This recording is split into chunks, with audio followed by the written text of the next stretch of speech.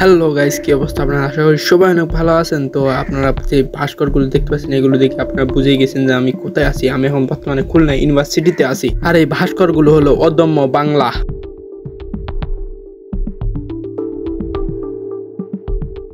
আমার কাছে একটা জিনিস খুবই ভালো লেগেছে, এই ইউনিভার্সিটির পরিবেশ খুবই সুন্দর। তো চলুন ড্রোন শটের মাধ্যমে কিছু সিনেমাটিক ভিউ দেখে আসি।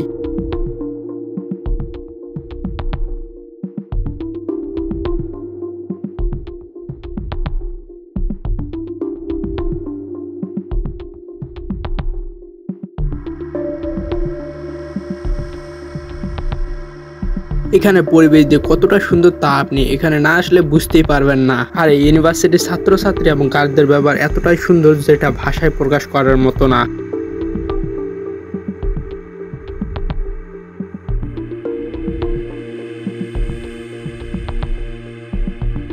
বলে রাখা ভালো, 1999 সালের 9 মার্চ তৎকালীন রাষ্ট্রপতি হোসেন মোহাম্মদ এরশাদ খুলনা বিশ্ববিদ্যালয় ভিত্তিপ্রস্তর স্থাপন করে।